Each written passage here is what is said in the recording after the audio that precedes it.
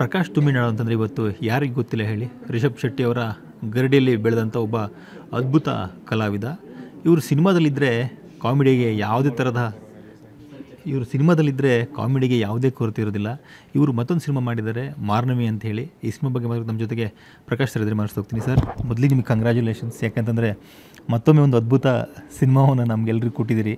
ಕಾಂತಾರ ಅನ್ನೋಂಥ ಒಂದು big cinema. ಈಗ ಮತ್ತೊಮ್ಮೆ ಮಾರ್ನಮಿ ಅಂತ ಹೇಳಿ, ಆ ಸಿನಿಮಾನೂ ಕೂಡ ಕರಾವಳಿಯ ಹಿನ್ನೆಲೆ ಕಥೆ ಇರುವಂಥ ಒಂದು ಸಿನಿಮಾ. ನಿಮಗೂ ಕರಾವಳಿಗೂ ಅದು ಯಾವತ್ತೂ ಬಿಡಿಸಲಾಗದ ನಂಟು. ಈ ಸಿನಿಮಾದ ಬಗ್ಗೆ ಏನು ಹೇಳ್ತೀರಿ? ಇದು ಬಂದುಬಿಟ್ಟು ಒಂದು ಹೊಸ ಥರ ಪ್ರಯತ್ನ. ನಮ್ಮ ಡೈರೆಕ್ಟರ್ ರಿಷಿ ಶೆಟ್ಟಿ ಅಂತ ಒಂದು ಆ್ಯಂಡ್ ಸುಧಿ ಹರಿಯನ್ ಅವರು ಸೇರಿಕೊಂಡು ಒಂದು ಹೊಸ ಕಥೆನ ಮಾಡಿದ್ದಾರೆ. ಅಂದರೆ ಇವಾಗ ಹುಲಿವೇಷನ ನಾವು ಬೇರೆ ಬೇರೆ ಸಿನಿಮಾದಲ್ಲಿ ನೋಡಿರ್ತೀವಿ, ಬಟ್ ಇದರಲ್ಲಿ ಹುಲಿವೇಷ ಏನಕ್ಕೆ ಹಾಕ್ತಾರೆ, ಅದರ ಹಿನ್ನೆಲೆ ಏನು, ಅದರ ಪಾವಿತ್ರ್ಯತೆ ಏನು ಅನ್ನೋ ತೋರಿಸುವಂಥ ಒಂದು ಸಿನಿಮಾ. ಅದ್ರ ಜೊತೆಗೆ ಸ್ಪೆಷಲಿ ನನಗೆ ಈ ಸಿನಿಮಾ ಯಾಕೆ ಸ್ಪೆಷಲ್ ಅಂದರೆ, ಸುಮಾರಷ್ಟು ಸಿನಿಮಾಗಳಲ್ಲಿ ನಾನು ಹಾಸ್ಯ ಪಾತ್ರದ ಮೂಲಕನೇ ಬಂದಿರುವಂಥದ್ದು, ನೋಡಿರುವಂಥದ್ದು. ಮಾಡಿಲ್ಲ ಅಂತಲ್ಲ, ಮಾಡಿದ್ದೀನಿ ಒಂದಷ್ಟು ಪಾತ್ರಗಳು, ಬಟ್ ರೆಕಗ್ನೈಸ್ ಆಗಿಲ್ಲ ಇನ್ನು ಬೇರೆ ಪಾತ್ರಗಳಲ್ಲಿ. ಸೊ ಇದರಲ್ಲಿ ನನಗೆ ಆ ಹಾಸ್ಯ ಜೊತೆಗೆ ಒಂದೊಳ್ಳೆ ಎಮೋಷನ್ಸ್ ಕೂಡ ಇದೆ. ಎಮೋಷನ್ಸ್ ಕ್ಯಾರಿ ಮಾಡುವಂಥ ಒಂದು ಪಾತ್ರ ಇದು. ಹೀರೋ ಜೊತೆಗೆ ಒಂದು ಕ್ಯಾರಿ ಆಗುವಂಥ ಪಾತ್ರ ಆ್ಯಂಡ್ ಒಂದು ತುಂಬ ಜವಾಬ್ದಾರಿ ಇರುವಂಥ ಪಾತ್ರ. ಸೊ ಅದಕ್ಕೆ ಇದು ನನಗೆ ಸ್ಪೆಷಲ್. ಸೊ ನಾನು ಹಾಸ್ಯನ ಬಿಟ್ಟು ಬೇರೆಯೂ ಮಾಡ್ಬೋದು ಅಂತ ಜನರಿಗೊಂದು ತೋರಿಸುವಂಥ ಸಿನಿಮಾ ಇದು. ನನಗೂ ತುಂಬ ಆಸೆ, ಅಂದರೆ ಬೇರೆ ಬೇರೆ ಥರದ ಪಾತ್ರಗಳು ಮಾಡಬೇಕು. ಸ್ಪೆಷಲಿ ನನಗೆ ಆ ಥರದ ವೆರಿ ಸಬ್ಜೆಕ್ಟಲ್ಲಿ ತುಂಬ ಎಮೋಷನ್ಸ್ ಇರುವಂಥ ಕ್ಯಾರಿ ಮಾಡುವಂಥ ಪಾತ್ರಗಳು ತುಂಬ ಇಷ್ಟ ನನಗೆ. ನಾಟಕದಲ್ಲೆಲ್ಲ ಮಾಡಿದ್ದೀನಿ ಸುಮಾರು ನಮ್ಮ ಊರ ಕಡೆ. ಸೊ ಸಿನಿಮಾದಲ್ಲಿ ತುಂಬ ಕಮ್ಮಿ. ಸೊ ಇದೆಲ್ಲ ಸಿಕ್ಕಿದೆ, ನೋಡಬೇಕು ಜನ ಹೆಂಗೆ ರಿಸೀವ್ ಮಾಡ್ತಾರೆ, ಹೆಂಗೆ ತೊಗೊಳ್ತಾರೆ ಅನ್ನುವಂಥದ್ದು. ಕಾಂತಾರ ಆಯಿತು, ಸೂಪ್ರಮ್ ಸೋ ಆಯಿತು, ಮತ್ತು ಕಾಂತಾರ ಚಾಪ್ಟರ್ 1 ಕೂಡ ಆಯಿತು. ಎಲ್ಲವೂ ಕೂಡ ನಿಮ್ಮ ಪಾತ್ರ ತುಂಬ ಇಂಪಾರ್ಟೆಂಟ್, ಮುಖ್ಯವಾಗಿ ಪಾತ್ರ ವಹಿಸುತ್ತೆ. ಸಿನಿಮಾ ಪೂರ್ತಿ ನೀವು ಆವರಿಸ್ಕೊಳ್ತಾ ಹೋಗ್ತೀರಿ. ಮಾರ್ನವಿಯಲ್ಲಿ ಹೇಗೆ ಆವರಿಸ್ಕೊಳ್ತಾ ಹೋಗ್ತೀರಿ? ಮಾರ್ನವಿಯಲ್ಲಿ ಹೆಂಗೆ ಈ ಕತೆ ಜೊತೆ ಕ್ಯಾರಿ ಹೋಗೋಂಥ ಪಾತ್ರ, ಮೇನ್ ಕತೆ ಏನಿದೆ ಹೀರೋ ಜೊತೆ, ನಾವು ಒಂದೇ ಮೇಲಿರುವಂಥದ್ದು ಹೀರೋ. ಸೊ ಥ್ರೂ ಔಟ್ ಇದೆ ಈ ಪಾತ್ರ, ಫ್ರಮ್ ದ ಬಿಗಿನಿಂಗ್ ಸ್ಟಿಲ್ ಎಂಡ್ವರೆಗೂ ಇದೆ. ಸೊ ಸಿನಿಮಾ ಎಂಡ್ ಆಗೋದೇ ಒಂಥರ ಬೇರೆ ಥರ. ಸೊ ಆ ಎಮೋಷನ್ಸ್ ಇದೆ ಈ ಸಿನಿಮಾ ನನ್ನ ಪಾತ್ರದಲ್ಲಿ ಸ್ಪೆಷಲಿ. ಖಂಡಿತ ಇಷ್ಟ ಆಗ್ಬೋದು ಜನರಿಗೆ. ನಂದು ರಿಷಿ ಶೆಟ್ಟರವರು ಏನು ಕೊಟ್ಟಿದ್ದಾರೆ ಪಾತ್ರಕ್ಕೆ, ಅದರಲ್ಲಿ ಅವರು ಹೇಳಿದಷ್ಟು ಮಟ್ಟಿಗೆ ಜೀವ ತುಂಬಿಸ್ಲಿಕ್ಕೆ ಆಗಿದೆ ಗೊತ್ತಿಲ್ಲ, ಬಟ್ ನನ್ನ ಮಟ್ಟಿಗೆ ಒಂದು ಪ್ರಯತ್ನವನ್ನು ನಾನು ಮಾಡಿದ್ದೇನೆ. ಜನರಿಗೆ ಇಷ್ಟ ಆಗ್ಬೋದು ಅಂತ ಕಾಯ್ತಾ ಇದ್ದೀನಿ ನಾನು ಕೂಡ 21ನೇ ತಾರೀಕಿಗೆ. ಓಕೆ ಸರ್, ಈ ಕರಾವಳಿಯ ಕಥೆಗಳು ಅಂತಂದಾಗ ಸಾಕಷ್ಟು ಸಿಗುತ್ತೆ ನಮಗೆ.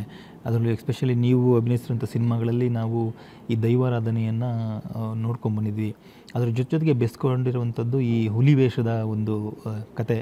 ಅದರ ಈ ರೀತಿ ಇರುತ್ತೆ, ಅದರ ಒಳಗಡೆ ಹೇಗೆ ಹುಲಿವೇಷ ಯಾಕೆ ಹಾಕ್ತಾರೆ, ಅದರ ಹಿನ್ನೆಲೆಯಲ್ಲಿ ಈ ಸಿನಿಮಾದ ಸ್ಟೋರಿ ಲೈನ್ ಹೋಗ್ತಾ ಹೋಗುತ್ತಾ ಅಥವಾ ಹೇಗೆ ಅಂತ ಹೇಳಿ?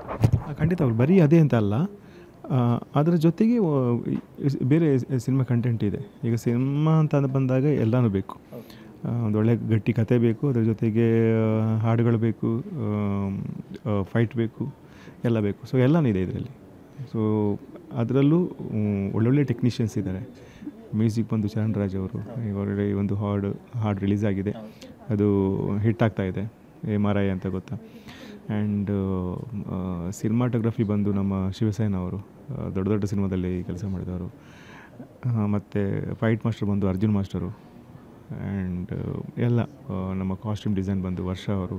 ಸೊ ಎಲ್ಲ ಒಂದು ಒಳ್ಳೆ ಟೀಮ್, ಎಲ್ಲರೂ ಜೊತೆಗಾಗಿ ಒಂದು ಪ್ಯಾಕೇಜ್ ಥರ. ಅಂದರೆ ಇವಾಗ ಒಂದು ಸಿನಿಮಾ ಹಿಟ್ ಆಗಬೇಕಾದ್ರೆ ಯಾವುದೋ ಒಂದು ಕೊರತೆ ಬಂದ್ರೂ ಅಲ್ಲಿ ನಿಮಗೆ ಸಿನಿಮಾದಲ್ಲಿ ಒಂದು ಏರಿಳಿತ ಬಂದುಬಿಡುತ್ತೆ. ಸೊ ಇಲ್ಲಿ ಎಲ್ಲರೂ ಎಲ್ಲ ಟೆಕ್ನಿಷಿಯನ್ಸು ಸೊ ಗೊತ್ತಿರೋರೆ, ಅಂದರೆ ತುಂಬ ಸಿನಿಮಾದಲ್ಲಿ ಕೆಲಸ ಮಾಡಿರೋದ್ರಿಂದ ಸೊ ತುಂಬ ಚೆನ್ನಾಗಿ ಬಂದಿದೆ. ರಿಷಿ ಶೆಟ್ಟಿ ಅವರು ಫಸ್ಟ್ ಡೈರೆಕ್ಷನ್ ಮಾಡ್ತಿದ್ದಾರೆ, ಬಟ್ ಅನುಭವಿ ಅವರು. ಏನು ಸಿನಿಮಾಕ್ಕೆ ಹೊಸತಲ್ಲ, ಅವ್ರು ಒಂದು 7-8-10 ವರ್ಷದಿಂದ ಸಿನಿಮಾ ಇಂಡಸ್ಟ್ರಿಯಲ್ಲಿ ಕೆಲಸ ಮಾಡ್ತಿದ್ದಾರೆ. ಸುಮಾರು ಸಿನಿಮಾಗೆ ಅಸೋಸಿಯೇಟ್ ಆಗಿ, ಅಸಿಸ್ಟೆಂಟ್ ಡೈರೆಕ್ಟರ್ ಆಗಿ ಎಲ್ಲ ಕೆಲಸ ಮಾಡಿದವರು. ಸೊ ಎಲ್ಲ ರೀತಿಯಲ್ಲಿ ಕೆಲಸ ಮಾಡಿದವರು, ಬರೀ ಡೈರೆಕ್ಟರ್ ಡಿಪಾರ್ಟ್ಮೆಂಟ್ ಮಾತ್ರ ಅಂತಲ್ಲ, ಬೇರೆ ಬೇರೆ ಕೆಲಸ ಮಾಡಿದ್ದಾರೆ ಇಂಡಸ್ಟ್ರಿಯಲ್ಲಿ ಅವರು. ಸೊ ಅದಕ್ಕೆ ಆ ಎಕ್ಸ್ಪೀರಿಯೆನ್ಸ್ ಇದೆ ಅವರಿಗೆ. ಸೊ ಅದಕ್ಕೆ ಎಲ್ಲ ಪಟ್ಟಿಗಳು ಹೀಗೆ ಬೇಕು ಅನ್ನೋ ರೀತಿಯಲ್ಲಿ ಸಿನಿಮಾ ಬಂದಿದೆ. ಆ್ಯಂಡ್ ಅದಕ್ಕಿಂತ ದೊಡ್ಡದಾಗಿ ಪ್ರೊಡ್ಯೂಸರ್ ಬಗ್ಗೆ ಹೇಳಲೇಬೇಕು. ಪ್ರೊಡ್ಯೂಸರ್ ಅವರು ಯಾವ ರೀತಿ ಅಂದರೆ, ಆಲ್ಮೋಸ್ಟ್ ಒಂದು ಕತೆ ಹೇಳಿದಾಗ ಪಿಚ್ ಮಾಡಿದಾಗ ಒಂದು ಬಜೆಟ್ ಅಂತ ಇರುತ್ತೆ, ಇಷ್ಟ ಆಗುತ್ತೆ, ಇಷ್ಟಕ್ಕೆ ಮಾಡ್ಬೋದು ಅಂತ. ಬಟ್ ಇದು ನಂಗೆ ಗೊತ್ತಿರೋ ಪ್ರಕಾರ ಕರೆಕ್ಟ್ ಡಬಲ್ ಆಗಿದೆ ಅನಿಸುತ್ತೆ. ಸೊ ಆದ್ರೂ ಎಲ್ಲೂ ಬಿಟ್ಕೊಡದೆ, ಕಾಂಪ್ರಮೈಸ್ ಆಗದೆ, ಇಲ್ಲ ಇದು ನೀವು ಯಾವ ಥರ ಥಿಂಕ್ ಮಾಡಿದ್ದೀರಾ ಈ ಸ್ಕ್ರಿಪ್ಟ್ನ ಅದೇ ಥರ ಬರಬೇಕು ಅಂತ, ಎಲ್ಲೂ ಅಡೆತಡೆ ಯಾವುದೂ ಇಲ್ಲದೆ ತುಂಬ ನೀಟಾಗಿ ಇದು ಮಾಡಿದ್ದಾರೆ ಅವರು. ಒಂದು ಸ್ವಲ್ಪ ಪ್ರಾಬ್ಲಮ್ ಆಗಿದ್ದರೆ ನಮ್ಮ ಕಡೆಯಿಂದ ಆಗಿರುತ್ತೆ, ನಮ್ಮ ಆ್ಯಕ್ಟರ್ಗಳ ಕಡೆಯಿಂದ, ಬಿಕಾಸ್ ಸ್ವಲ್ಪ ಡೇಟ್ಸ್ ಇದು ಅದು ಇದು ಅಂತೇಳಿ. ಬಟ್ ಅಲ್ಲಿ ಫಿನಾನ್ಷಿಯಲಿ ಅಂತ ಏನೂ ಸಮಸ್ಯೆನೇ ಆಗಿಲ್ಲ. ನಾಳೆ ಒಂದು 500 ಜನ ಬೇಕಾ ಜೂನಿಯರ್ಸಿಗೆ, 100 ಇದ್ದು 500 ಮಾಡಬೇಕಾ, ಅಷ್ಟು ರೆಡಿ ಆಗ್ತಿದ್ರು ಅವರು. So very supportive. ಆ್ಯಂಡ್ ಆ ಥರ ಇದ್ದರೆ ಮಾತ್ರ ಒಂದು ಪ್ರೊಡಕ್ಷನ್ ಹೌಸಿಂದ ಆ ಥರ ದೊಡ್ಡ ಮಟ್ಟ ಸಪೋರ್ಟ್ ಸಿಕ್ಕಿದರೆ ಆ ಒಳ್ಳೆ ಸಿನಿಮಾ ಏನು ಕಂಟೆಂಟ್ ಇದೆ ಅದನ್ನು ತುಂಬ ಚೆನ್ನಾಗಿ ತೋರಿಸುವಂಥ ಕೆಲಸ ಇಡೀ ಟೀಮಿಂದ ಆಗುತ್ತೆ. ಸೊ ಅದಾಗಿದೆ ಇಲ್ಲಿ. ಈ ಮಾರ್ನಮಿ ಅಂತ ಬಂದಾಗ ಒಂದು ಸೈಡ್ ಚೈತ್ರ ಜಯ ಆಚಾರ್ ಅವರು ತುಂಬ ದೊಡ್ಡದಾಗಿ ಕಾಣಿಸ್ಕೊತ ಹೋಗ್ತಾರೆ. ಅದ್ರ ಜೊತೆಗೆ ನೀವು ಎಸ್ಪೆಷಲಿ ಈಗ ನೀವು ಸಿನಿಮಾದಲ್ಲಿದ್ರಿ ಅಂತಂದರೆ ಒಂದು ನಂಬಿಕೆ, ಈ ಸಿನಿಮಾ ಕ್ವಾಲಿಟಿ ಇರ್ಬೋದು ಅನ್ನುವಂಥದ್ದು. ಹಾಗಾಗಿ ನಿಮ್ಮ ಮತ್ತು ಅವ್ರ ಕಾಂಬಿನೇಷನ್ ಹೇಗೆ ವರ್ಕ್ ಆಗ್ತಾ ಹೋಗುತ್ತೆ ಸಿನಿಮಾದಲ್ಲಿ? ಮಾರ್ನಮಿ ಆ ಟೈಟಲ್ ವಿಶೇಷತೆ ನಿಮ್ಗೇನು ಅನಿಸುತ್ತೆ? ಟೈಟಲ್ ಬಂದುಬಿಟ್ಟು ಮಾರ್ನಮಿ ಅಂದರೆ ಮಹಾನವಮಿ, ನಿಮ್ಗೆ ಗೊತ್ತಲ್ಲ. ಸೊ 9 ದಿನ ನಾವು ದೇವಿಯನ್ನು ಪೂಜಿಸುವಂಥ ಒಂದು ಟೈಮ್. ಆ ಟೈಮಲ್ಲಿ ಮಂಗಳೂರಲ್ಲೆಲ್ಲ ಹೆಂಗೆ ಅಂದರೆ ಮಾರ್ನಮಿ ಟೈಮಲ್ಲಿ ಹುಲಿ ವೇಷ ಹಾಕುವಂಥ ಒಂದು ವಾಡಿಕೆ, ಎಸ್ಪೆಷಲಿ ಹರಕೆ ಥರ ಅದು. ಸೊ ಅದು ಏನಕ್ಕೆ ಹಾಕ್ತಾರೆ ಅನ್ನುವಂಥದ್ದು ನಮ್ಮ ಇದರಲ್ಲಿ ಬರುತ್ತೆ ಅದು. ಸೊ ಅದನ್ನು ಇದು ನೀಟಾಗಿ ತೋರಿಸಿದ್ದಾರೆ ಇಲ್ಲಿ ಸಿನಿಮಾದಲ್ಲಿ. ಆ್ಯಂಡ್ ನಂದು ಆಲ್ಮೋಸ್ಟು ಹೀರೋ ಜೊತೆ ರಿತಿಕ್ ಅವರು ಮಾಡಿದ್ದಾರೆ ನಾಯಕ ನಟನಾಗಿ. ಸೊ ಅವ್ರ ಜೊತೆ ಕ್ಯಾರಿ ಆಗುವಂಥ ಪಾತ್ರ, ಸೊ ಒಂದೇ ಮನೇಲಿರುವಂಥ ಪಾತ್ರ ನಾವು. ಆ್ಯಂಡ್ ಅವರ ಪಾತ್ರನೂ ನಮ್ಮ ಜೊತೆ ಕ್ಯಾರಿ ಆಗುತ್ತೆ. ಅದಾದಮೇಲೆ ಸಿನಿಮಾ ಅಂತ ಬಂದಾಗ ಪ್ರೀತಿ ಪ್ರೇಮ ಎಲ್ಲ ಇದ್ದೇ ಇರುತ್ತೆ. ಸೊ ಆ ಪಾತ್ರ ಬಂದಾಗ ಅವ್ರ ಜೊತೆನೂ ಕ್ಯಾರಿ ಆಗುತ್ತೆ. ಸೊ ಅಲ್ಲಿ ಅದನ್ನು ಹೇಳಿದೆ, ಹ್ಯೂಮರ್ಗಳು ಎಷ್ಟು ಬೇಕು ಅಷ್ಟೇ ಇದೆ, ತುಂಬ ಅನವಶ್ಯಕತೆ ಇಲ್ಲ ಅಲ್ಲಿ, ಬೇಡದೆಲ್ಲ ಮಾಡ್ಕೊಂಡಿಲ್ಲ, ಎಷ್ಟು ಬೇಕೋ ಅಷ್ಟೇ ಮಾತಾಡಿದೆ ಪಾತ್ರ ಹ್ಯೂಮರ್ ಬಂದಾಗ. ಆ್ಯಂಡ್ ಇದರಲ್ಲೂ ಅಷ್ಟೇ ಎಮೋಷನ್ಸಲ್ಲಿ ನನ್ನ ಪಾತ್ರನೇ ಸ್ವಲ್ಪ ಮೇಜರಾಗಿ ಅದನ್ನು ತೊಗೊಂಡೋಗುತ್ತೆ. ಸರಿ, ಕಾಂತಾರ ಬಂದಾಗ ರಾಂಪ ಆಗಿ ಎಲ್ರಿಗೂ ಇಷ್ಟ ಆಗಿದ್ರಿ. ಎಸ್ಪೆಷಲಿ ಇವತ್ತು ಕೂಡ ನಿಮ್ಮನ್ನು ಕಂಡ್ರೆ ರಾಂಪ ಅಂತ ಕರೀತಾರೆ, ಅಷ್ಟು ಇಂಪ್ಯಾಕ್ಟ್ ಆಗಿತ್ತು ಆ ಕ್ಯಾರೆಕ್ಟ್ರು. ಈ ಸೂಪ್ರಮ್ ಸೋನು ಕೂಡ ಆ ಥರದೇ ಒಂದು ಹ್ಯೂಮರಸ್ ಕಾಮಿಡಿಯನ್ನು ಕೊಟ್ಟಿದ್ರಿ ನೀವು ಎಂಟರ್ಟೈನ್ಮೆಂಟ್ ಆಗಿ. ಈ ಕಡೆ ಕಾಂತಾರ ಚಾಪ್ಟರ್ 1 ಬಂದಾಗಲೂ ಕೂಡ ಅದನ್ನು ಅವೆಲ್ಲವನ್ನು ಕೂಡ ಮೀರಿಸುವ ರೀತಿಯಲ್ಲಿ ನಿಮ್ಮ ಕಾಮಿಡಿನ ನಾವು ನೋಡಿದ್ದೀವಿ. ಹಾಗಾಗಿ ಈ ಚಾಪ್ಟರ್ 1 ಬಂದ ನಂತರ ನಿಮ್ಮ ಬದುಕು ಹೇಗೆ ಬದಲಾಗಿದೆ? ಬೇರೆ ಬೇರೆ ಇಂಡಸ್ಟ್ರಿಯಲ್ಲಿ ಅಥವಾ ನಿಮ್ಮ ಎಷ್ಟು ಬ್ಯುಸಿ ಆಗಿದ್ದೀರಿ? ಬೇರೆ ಬೇರೆ ಆಫರ್ಸ್ಗಳು ಹೇಗೆ ಬರ್ತಿದೆ ನಿಮಗೆ? ತುಂಬ ಆಫರ್ಸ್ಗಳು ಬರ್ತಾಯಿದೆ. ಬೇರೆ ಇಂಡಸ್ಟ್ರಿಗಿಂತಲೂ ನಮ್ಮ ಇಂಡಸ್ಟ್ರಿಯಲ್ಲೇ ತುಂಬ ಆಫರ್ಗಳು ಬರ್ತಾಯಿದೆ. ಬೇರೆ ಇಂಡಸ್ಟ್ರಿಯಲ್ಲೂ ಒಂದಷ್ಟು ಮಾತುಕತೆ ನಡೀತಾ ಇದೆ. ಒಂದು ಆ್ಯಕ್ಚುಲಿ ಒಂದೆರಡು ಮಾಡೋಕ್ಕಾಗಿಲ್ಲ ಬಿಕಾಸ್ ಆಫ್ ದ ಡೇಟ್ಸ್. ಅಂದರೆ ಬೇರೆ ಈಗ ಕಾಂತಾರ ಮಾಡುವಾಗಲೇ ಬಂದಿತ್ತು ಶೂಟಿಂಗ್ ಟೈಮಲ್ಲಿ, ಯಾವಾಗಲೂ ಮಾಡೋಕ್ಕಾಗಿಲ್ಲ. ಇವಾಗ ಒಂದಷ್ಟು ಬರ್ತಾಯಿದೆ. ಈಗ ಮೊನ್ನೆ ಒಂದು ತಮಿಳು ಟೀಮ್ ಬಂದು ಮಂಗಳೂರಲ್ಲಿ ಬಂದು ಮಾತಾಡಿ ಹೋಗಿದ್ದಾರೆ. ಸೊ ಅದನ್ನು ನಡೀತಾ ಇದೆ. ಅದು ನೆಕ್ಸ್ಟ್ ಜಾನ್ ಮೇಲೆ ಶೂಟಿಂಗ್ ಪ್ಲ್ಯಾನ್ ಆಗಿದೆ. ಕ್ಯಾರೆಕ್ಟರೆಲ್ಲ ಫೈನಲ್ ಆಯಿತು. ಆ್ಯಂಡ್ ನಮ್ಮದೇ ಒಂದಷ್ಟು ಲೀಡಾಗಿ 1-2-3 ಸ್ಕ್ರಿಪ್ಟ್ಗಳು ಬಂದಿದೆ. ಅಂದರೆ ಹಾಸ್ಯ ಇದರಲ್ಲಿ ಅಂದರೆ ಪಾತ್ರ ಮುಖ್ಯ ಅಲ್ಲ, ಕಂಟೆಂಟಿಗೆ ನಾನು ಬೇಕು ಅಷ್ಟೇ. ಅದಕ್ಕೆ ಮಾತುಕತೆ ಎಲ್ಲ ಆಗಿದೆ, ಸ್ಕ್ರಿಪ್ಟ್ ನಡೀತಾ ಇದೆ. ಸೊ ಹಂಗೆ ಒಂಥರ ಖುಷಿ ಅನ್ನಿಸ್ತಾ ಇದೆ. ತುಂಬ ಚೆನ್ನಾಗಿರೋ ಪಾತ್ರಗಳು, ಲೀಡ್ ಪಾತ್ರಗಳು ಸಿಗ್ತಾ ಇದೆ. ಓಕೆ, ಈ ಕಾಂತಾರದ ಸಕ್ಸಸ್ಸನ್ನು ನೀವು ನೋಡಿದ್ರಿ. ಬಿಗ್ ಹಿಟ್, ಹೆಚ್ಚು ಕಡಿಮೆ 1,000 ಕೋಟಿ ಹತ್ತಿರ ಕಲೆಕ್ಷನ್ಸ್ ಬರ್ತಾ ಇದೆ. ಆ ಸಿನಿಮಾದೊಂದು ಪಾರ್ಟ್ ನೀವು, ಅದ್ರ ಬಗ್ಗೆ ಎಷ್ಟು ಖುಷಿ ಅಂತ ಅನಿಸುತ್ತೆ? ಈ ಸಿನಿಮಾ ಇಷ್ಟು ದೊಡ್ಡ ಮಟ್ಟದ ಹಿಟ್ ಆಗಿದ್ರ ಬಗ್ಗೆ ಏನು ಹೇಳ್ತಾರೆ? ತುಂಬ ಖುಷಿಯಾಗುತ್ತೆ. ಅಂದರೆ ಒಂದು ಟೈಮಲ್ಲಿ ಒಂದು ಸಿನಿಮಾ ಮಾಡೋದು, ಒಂದು ಯಾವುದು ಪಾತ್ರ ಸಿಕ್ಕಿದ್ರೆ ಸಾಕು ಸಿನಿಮಾ ಮಾಡಬೇಕು, ಒಂದು ಒಳ್ಳೆ ಪಾತ್ರ ಸಿಕ್ಕಿದ್ರೆ ಸಿನಿಮಾ ಮಾಡಬೇಕು, ಒಂದು ನಿಮಿಷ ಬಂದೋದ್ರೂ ಸಾಕು ಸಿನಿಮಾದಲ್ಲಿ ಪಾತ್ರ ಬೇಕು ಅನ್ನೋದು. ಬಟ್ ಇವಾಗ ರಿಷಬ್ ಸರ್ ಅಂತ ಡೈರೆಕ್ಷನ್ ಮಾಡೋದಂಥ ದೊಡ್ಡ ದೊಡ್ಡ ಸಿನಿಮಾದಲ್ಲಿ ಅವಕಾಶ ಸಿಕ್ಕಿದಾಗ ಕೆಲಸ ಎಲ್ಲ ಕೂತ್ಕೊಂಡು ನಾವೇ ಆಲೋಚನೆ ಮಾಡ್ತೀವಿ, ಇದು ನಾವೇನಾ ಅನ್ನೋ ರೀತಿಯಲ್ಲಿ. ಸೊ ಅಷ್ಟು ಖುಷಿ ಕೊಡುತ್ತೆ. ಕಣ್ಣಲ್ಲಿ ನೀರು ಬಂದಿದ್ದು ಇದೆ ನಾವು ಒಬ್ಬೊಬ್ಬರು ಕೂತಾಗ, ಅಷ್ಟು ಖುಷಿ ಕೊಡುತ್ತೆ. ಮತ್ತು ಆ ಸಿನಿಮಾ ಒಂದು ಮಟ್ಟಕ್ಕೆ ಆಗುತ್ತೆ ಅಂತ ನಮ್ಗೆ ಶೂಟಿಂಗ್ ಟೈಮಲ್ಲಿ ಗೊತ್ತಿತ್ತು. ಬಿಕಾಸ್ ಅಲ್ಲಿ ನೋಡ್ತಾ ಇದ್ವಿ ಆ ನ್ಯಾಚುರಲ್ ವಿಜುವಲ್ ಇದೆಯಲ್ಲ. ನಿಮ್ಗೆ ಸುಮಾರಷ್ಟು ಸಿನಿಮಾಗಳು VFXಯಿಂದ ಜಾಸ್ತಿ ಇದು ಮಾಡ್ತಾರೆ, ಬ್ಯೂಟಿ ತೋರಿಸ್ಲಿಕ್ಕೆ ಟ್ರೈ ಮಾಡ್ತಾರೆ. ಬಟ್ ಇಲ್ಲಿ ಆ ನ್ಯಾಚುರಲ್ ಲೊಕೇಶನ್ನ ತುಂಬ ಚೆನ್ನಾಗಿ ತೋರಿಸಿದ್ದಾರೆ. ಆ ಸೆಟ್ ಆಗಿರ್ಬೋದು ಎಲ್ಲ, ಏನೇನು ಇನ್ನು ಸಿನಿಮಾದಲ್ಲಿ ನೋಡಿದ್ದೀರಾ ಆಲ್ಮೋಸ್ಟ್ ಅದು ನ್ಯಾಚುರಲ್, ನಿಮ್ಗೆ ಗೊತ್ತಾಗುತ್ತೆ. ಅದು VFX ವೆರಿ ಲೆಸ್ ಇದೆ ಅದು. ಸೊ ಅದಕ್ಕೆ ಅಷ್ಟು ಚೆನ್ನಾಗಿ ಬಂದಿದೆ. ಸೊ ತುಂಬ ಪ್ರೌಡ್ ಫೀಲ್ ಆಗ್ತಿದೆ, ಇಷ್ಟು ದೊಡ್ಡ ಸಿನಿಮಾದಲ್ಲಿ ನಾನು ಒಂದು ಇದ್ದೀನಿ ಅನ್ನುವಂಥದ್ದು. ಇನ್ನು ಮಾರನ ಬಗ್ಗೆ ಮಾತಾಡ್ತಾ ಹೋದಾದರೆ, ಈ ಮಂಗಳೂರಿನ ಕಲ್ಚರನ್ನು ಜಗತ್ತಿಗೆ ತೋರಿಸುವಂಥ ಕೆಲಸಗಳು ನಡೀತಾ ಇದೆ. ಅದು ಸಕ್ಸಸ್ ಕೂಡ ಆಗ್ತಾಯಿದೆ ಸಿನಿಮಾ ಇಂಡಸ್ಟ್ರಿಯಲ್ಲಿ. ಸೊ ನೀವು ಆ ಕಲ್ಚರಲ್ಲಿ ಬೆಳೆದಂಥರಾಗಿ ನಿಮಗೆ ಏನನ್ಸುತ್ತೆ ಇಂಥ ವಿಚಾರ ಸಂಬಂಧಪಟ್ಟಾಗಿ? ತುಂಬ ಖುಷಿ ಆಗುತ್ತೆ. ಅಂದರೆ ಈಗ ನೋಡಿ, ನೀವೊಂದಷ್ಟು ಬೇರೆ ಕಡೆ ಬೇರೆ ರಾಜ್ಯಗಳಲ್ಲಿ ದೇವಸ್ಥಾನ ಅಥವಾ ಏನೋ ಎಲ್ಲೋ ಹೋಗಿರ್ತೀರ, ನೋಡಿರ್ತೀರ. ಬಿಕಾಸ್ ಅದು ನೀವು ಯಾವುದ್ರಲ್ಲೂ ಸರ್ಚ್ ಮಾಡಿರ್ತೀರ, ಅದು ಬಿಟ್ಟರೆ ನಿಮಗೆ ಸಿನಿಮಾದ ಮುಖಾಂತರ ಅಥವಾ ಏನಾದ್ರ ಮುಖಾಂತರ ನಿಮ್ಗೆ ಗೊತ್ತಾಗಿರುವಂಥದ್ದು. ಈಗ ರಾಯರ ಮಠ ಅಂತ ಹೇಳಿದ್ರೆ ನಾವು ಹಳೆ ಇದರಲ್ಲಿ ಬಂದೆ ರಾಯರ ಸಿನಿಮಾಗಳು. ಸೊ ನಾವು ಅದಾದಮೇಲೆ ನಾವಲ್ಲಿ ಹೋಗ್ಲಿಕ್ಕೆ ಜಾಸ್ತಿ ಪ್ರಯತ್ನ ಪಡ್ತೀವಿ, ಬೇರೆ ರಾಜ್ಯಗಳಿರುವಂಥದ್ದು. ಹಾಗೆ ನಮ್ಮ ಈಗ ಕರ್ನಾಟಕ ರಾಜ್ಯದಲ್ಲಿ ಈ ಥರದೊಂದು ನೇಟಿವ್ ಇದೆ, ಈ ಥರದೊಂದು ಕಲ್ಚರ್ ಇದೆ ಅನ್ನೋದಾದರೆ ಅದನ್ನು ತಿಳಿಸುವಂಥದ್ದು ಒಂದು ಒಳ್ಳೆಯ ಕೆಲಸ ಅದು. ಸೊ ಆಗ ಇಲ್ಲಿಗೆ ಬರುವ ಜನರು ಜಾಸ್ತಿ ಆಗ್ತಾರೆ. ನಮ್ಮ ಅದೇರಾದರೆ ಆ ದೈವಭಕ್ತಿ ಏನಿದೆ, ದೈವಶಕ್ತಿ ಇದೆ, ಅದೂ ಜಾಸ್ತಿ ಆಗುತ್ತೆ ನನ್ನ ಪ್ರಕಾರ. ಸೊ ಅದೊಂದು ಹೆಮ್ಮೆ ಇದೆ.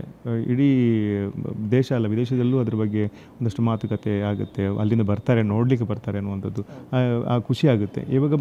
ಈಗ ಉತ್ತರ ಕರ್ನಾಟಕ, ಈ ಬ್ಯಾಂಗ್ಳೂರು ಕಡೆಯಿಂದನೇ ನಮ್ಮ ಮಂಗಳೂರಿಗೆ ಸುಮಾರು ಜನ ಬರ್ತಾ ಇದ್ದಾರೆ ಇವಾಗ. ನನ್ನ ಪ್ರಕಾರ ಈ ಕಾಂತಾರ ಬಂದಮೇಲಂತೂ ಟೂರಿಸಮ್ ಜಾಸ್ತಿ ಆಗಿದೆ ಮಂಗಳೂರಿಗೆ. ಸೊ ಅದೊಂದು ಹೆಮ್ಮೆ ಇದೆ, ನಮಗೆ ಖುಷಿ ಆಗುತ್ತೆ. ಈ ಮಾರ್ನವಿ ಸಿನಿಮಾ ಈ ಹುಲಿ ವೇಷದ ಹಿನ್ನೆಲೆಯಲ್ಲಿ ಸಾಗೋದ್ರಿಂದ ನೀವು ಯಾವತ್ತಾರು ಈ ಹುಲಿ ವೇಷದಲ್ಲಿ ಕಾಣಿಸ್ಕೊಂಡಿದ್ದು ಅಥವಾ ಹುಲಿ ವೇಷ ಹಾಕಿದ್ದು ಆ ಥರ ಇದೆಯಾ ಸರ್? ಹುಲಿ ವೇಷ ಹಾಕಿಲ್ಲ, ಬಟ್ ಹುಲಿ ವೇಷದಲ್ಲಿ ಇದ್ದೀನಿ, ಸಿನಿಮಾದಲ್ಲಿ ಇದ್ದೀನಿ. ಸೀನ್ ನಡಿಬೇಕಾದ್ರೆ ಇರ್ತೀನಿ. ಹುಲಿ ವೇಷ ಹಾಕಿಲ್ಲ, ಬಟ್ ನಾನು ಕುಣಿಯಕ್ಕೆ ಬರಲ್ಲ. ಹುಲಿ ವೇಷ ಎಲ್ಲ ಚೆನ್ನಾಗಿ ಕುಣಿತೀನಿ, ಒಂದು ಬೇರೆಲ್ಲ ಕುಣಿತೀನಿ, ಬಟ್ ಕುಣಿಯಕ್ಕೆಲ್ಲ ಬರಲ್ಲ. ಬಟ್ ಅದಕ್ಕೆ ನಮ್ಮ ಹೀರೋ ಅವರು ತುಂಬ ತಯಾರಿ ಮಾಡ್ಕೊಂಡಿದ್ದಾರೆ. ಬಿಕಾಸ್ ಅದಕ್ಕೆ ವರ್ಕ್ಶಾಪು ಆ್ಯಂಡ್ ಹುಲಿ ಕುಣಿಯೋದಂದರೆ ಅದು ಈಗ ತುಂಬ ಈಸಿ ಇಲ್ಲ. ಅದು ಈಗ ಡ್ಯಾನ್ಸ್ ಮಾಡೋದು ಬೇರೆ, ಬಟ್ ಇದರದ್ದೊಂದು ಸ್ಟೆಪ್ಪೇ ಬೇರೆ. ನಿಮಗೆ ಅದು ಪರ್ಟಿಕ್ಯುಲರಾಗಿ ಒಂದು ಸ್ಟೆಪ್ ಇದೆ ಅದಕ್ಕೆ. ಅದು ಹಿಂಗೆ ಹೋಗಿ ಹಿಂಗೆ ಬರೋದಕ್ಕೆ ಒಂದು ಲೆಕ್ಕಾಚಾರ ಇರುತ್ತೆ ಅದಕ್ಕೆ. ಆ ಲೆಕ್ಕಾಚಾರದ ಮೂಲಕನೇ ಅದು ಸ್ಟೆಪ್ ಹಾಕಬೇಕು ನಾವು. ಒಟ್ಟಿನಲ್ಲಿ ಕುಣಿಯೋಂಗಿಲ್ಲ ಅದು ಆಚೆ ಹೋಗಿ ಈಚೆ ಬರೋದಕ್ಕೆ ಅದನ್ನು ಪವಳ ಅಂತ ಹೇಳ್ತಾರೆ. ಅದು ಲೆಕ್ಕ ಇರುತ್ತೆ, ಅದು ಕಲಿಬೇಕು. ಅದು ಇಲ್ಲಾಂದರೆ ಬರಲ್ಲ ಅಷ್ಟು ಈಸಿಯಾಗಿ. ಸೊ ಅದನ್ನೆಲ್ಲ ಕಲ್ತ್ಕೊಂಡು ಅದಕ್ಕೆ ಸಂಬಂಧ ಟೀಮ್ ಜೊತೆ ಇವರು ಸುಮಾರು ದಿನ ಬಂದು ಇಲ್ಲಿ ಇದ್ದು ಮಂಗಳೂರಲ್ಲಿ ತಯಾರು ಮಾಡ್ಕೊಂಡಿದ್ದಾರೆ. ಇನ್ನು ಅವರಿಗೆ 2 ಸವಾಲಿತ್ತು.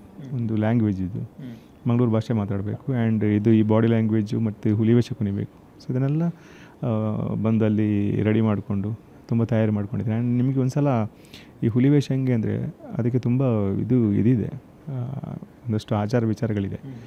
ಅದು ಹಾಕ್ಕೊಂಡ ಮೇಲೆ ಅಷ್ಟು ಶ್ರದ್ಧೆಯಿಂದ ಇರಬೇಕು ನಾವು. ಅದು ತೆಗಿಯೋಂಗಿಲ್ಲ ಒಮ್ಮೆ ಹಾಕಿದರೆ. ನಾವೀಗ ನಾರ್ಮಲ್ ಬೇರೆ ಸಿನಿಮಾದಲ್ಲಾದರೆ ಗೊತ್ತಿಲ್ಲ ಹೆಂಗೆ ಅಂತೆಲ್ಲ ಹಾಕಿದರೆ ಮತ್ತೆ ರಿಮೂವ್ ಮಾಡ್ತಾರೆ, ಮತ್ತೆ ಇದು ಮಾಡಿ. ಇವರು ಹಂಗೆ ಅದನ್ನು ಕ್ಯಾರಿ ಮಾಡ್ಕೊಂಡು ಹೋಗಿದ್ದಾರೆ. ಎಷ್ಟು ದಿನ ಶೂಟ್ ಇತ್ತು ಅಷ್ಟು ದಿನ ನನಗೆ ಮೇಮೇಲೆ ಇಟ್ಕೊಂಡಿದ್ದಾರೆ ಅದನ್ನು. ಆ್ಯಸ್ ಒಬ್ಬರು ನಿಜ ಹುಲಿ ವೇಷ ಹಾಕೋರು ಎಷ್ಟು ಶ್ರದ್ಧೆಯಿಂದ ಅದನ್ನು ಮಾಡ್ತಾರೆ, ಹಾಗೆ ಇಟ್ಕೊಂಡು ಬರೀ ಮೈಯಲ್ಲಿ ಹಂಗೆ ಮಲಕ್ಕೊಂಡು ಹಾಗೆ ಇದ್ದರು ಅವರು. ಅಷ್ಟು ನಿಷ್ಠೆಯಿಂದ ಮಾಡಿದ್ದಾರೆ. ಅಂದರೆ ನೀವು ಹೇಳಿದ ಹೇಗೆಂದರೆ ಈ ರಿಷಬ್ ಶೆಟ್ಟಿಯವರು ಗುಳಿಗ ಅಥವಾ ಪಂಜುರ್ಲಿ ದೈವದವನ್ನು ಆ ಪಾತ್ರದ ಒಳಗೆ ಪರಕಾಯ ಪ್ರವೇಶ ಮಾಡೋ ಸಂದರ್ಭದಲ್ಲಿ ಹೇಗೆ ಅವರು ಕಟ್ಟುನಿಟ್ಟಾಗಿ ಇದ್ದರು, ಆ ಥರ ಹುಲಿ ವೇಷನ ಮಾಡುವಾಗಲೂ ಕೂಡ ಅಷ್ಟೇ ಕಟ್ಟುನಿಟ್ಟಾಗಿ ಇರಬೇಕಾಗುತ್ತೆ ಸರ್? ಅಂದರೆ ರಿಯಲ್ ಆಗೂ ಕೂಡ ಹಾಗೇನೇ ಇರುತ್ತೆ ಹೇಗೆ? ಖಂಡಿತ ನಿಜ ಹುಲಿ ವೇಷ ಹಾಕ್ತವರು ಅಷ್ಟೇ ಕಟ್ಟುನಿಟ್ಟಾಗಿ. ಅದು ದೇವಿದು ಇದೆ ಅಲ್ವಾ. ಸೊ ನಾನ್ ವೆಜ್ ತಿನ್ನುವಂಗಿಲ್ಲ, ಮತ್ತು ಸುಮಾರು ಮೊದಲೇ ಬಿಡಬೇಕು ಅದನ್ನು. ಮತ್ತು ಅವರು ಋತ್ವಿಕ್ ಅವ್ರನ್ನ ಪ್ಯೂರ್ ವೆಜ್ಜೇ, ಲೈಫ್ ಲಾಂಗ್ ವೆಜ್ಜೇ ಅವರು. ಸೊ ಅದಕ್ಕೆ ಅದೊಂದು ಇದೇನು ಪ್ರಾಬ್ಲಮ್ ಆಗಿಲ್ಲ ಅವ್ರಿಗೆ. ಬಟ್ ಅದನ್ನು ಇಟ್ಕೋಬೇಕಲ್ಲ ಮೇಲೆ, ಅದೊಂಥರ ನಿಮಗೆ ಆಯಿಲ್ ಪೈಂಟ್ ಅಲ್ವ, ಅದು ಒಂಥರ ಇರಿಟೇಷನ್ ಸ್ಟಾರ್ಟ್ ಆಗುತ್ತೆ ನಿಮ್ಗೆ ಸ್ವಲ್ಪ ಮೇಲೆ. ಮತ್ತು ಆ್ಯಂಡ್ ಇನ್ನೊಂದು ಹೇಳಿದೆ, ಅದು ಬಣ್ಣ ಹಾಕೋಕ್ಕೆ ಸುಮಾರು ಟೈಮ್ ಬೇಕು, 5 to 6 hours ತೊಗೊಳ್ತಾರೆ ಅದು ಹಾಕಬೇಕಾದ್ರೆ. ಅದು ಹಿಂಗೆ ನಿಲ್ಲಬೇಕು ನಾವು, ಕೈ ಕೆಳಗೆ ಹಾಕೋಂಗಿಲ್ಲ. ಸೊ ಅದೆಲ್ಲ ಅವರು ಅದಕ್ಕೆ ಮೆಂಟಲಿ ಹೆಂಗೆ ಪ್ರಿಪೇರ್ ಆಗಿ ನನಗೂ ಗೊತ್ತಿಲ್ಲ. ಬಟ್ ತುಂಬ ಸ್ಟ್ರಗಲ್ ಮಾಡಿದ್ದಾರೆ. ಓಕೆ, ಫೈನಲಿ ನವೆಂಬರ್ 21ಕ್ಕೆ ಸಿನಿಮಾ ರಿಲೀಸ್ ಆಗ್ತದೆ ಮಾರ್ನವಿ. ಈ ಸಿನಿಮಾದ ಕ್ಲಿಪ್ಪಿಂಗ್ಸ್ಗಳು ಅಥವಾ ಈ ಸಿನಿಮಾದ ಹಾಡುಗಳು ನೋಡಿದಾಗ ಕರಾವಳಿಯ ಮತ್ತೊಂದು ಅದ್ಭುತ ಸಿನಿಮಾ ಆಗುವಂಥ ನಿರೀಕ್ಷೆ ಮೂಡಿಸ್ತದೆ. ಪ್ರಕಾಶ್ ಸರ್ಗೆ ಈ ಸಿನಿಮಾದಲ್ಲಿ ಎಷ್ಟು ನಿರೀಕ್ಷೆ ಇದೆ? ಖಂಡಿತವಾಗ್ಲೂ ಒಂದು ಒಳ್ಳೆ ನಿರೀಕ್ಷೆ ಇದೆ. ಬಿಕಾಸ್ ನಮಗೆ ಕೆಲವು ಸಿನಿಮಾಗಳು ಆ ಮೇಕಿಂಗ್ ಟೈಮಲ್ಲಿ ಗೊತ್ತಾಗ್ಬಿಡುತ್ತೆ ಇದು ಚೆನ್ನಾಗಾಗುತ್ತೆ ಅನ್ನುವಂಥದ್ದು. ಸೊ ಅದು ಆ ವೈಬು ಈ ಸಿನಿಮಾದಲ್ಲಿ ಇತ್ತು. ಅಂದರೆ ಆ ಸೆಟ್ಟಲ್ಲಿ ಕೆಲಸ ಮಾಡೋ ರೀತಿಯಿಂದಲೇ ಗೊತ್ತಾಗುತ್ತೆ ಇದು ಚೆನ್ನಾಗಾಗುತ್ತೆ ಅಂತ.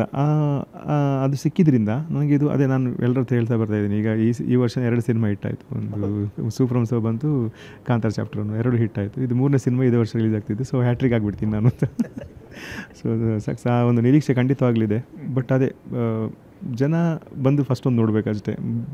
ಏನೇ ನಾವು ಎಷ್ಟೇ ಪ್ರಮೋಷನ್ ಮಾಡಿದರೂ ಜನರದೊಂದು ಪ್ರಮೋಷನ್ ಬೇರೆ ಇರುತ್ತೆ. ಅವರು ಮನಸಾರೆ ಒಂದು ಒಪ್ಕೊಂಡು ಒಂದು ನನ್ನ ಆಸೆ. ಇದಿಷ್ಟು ಪ್ರಕಾಶ್ ತುಮ್ನವರ ಮಾತುಗಳು. ಕ್ಯಾಂಪರ್ಸನ್ನ ಪಳನಿ ಜೊತೆಗೆ ವಿಜಯ್ ಪಟ್ಟದಾರೆ, ರೇಷನ್ ನ್ಯೂಸ್ ಬೆಂಗಳೂರು.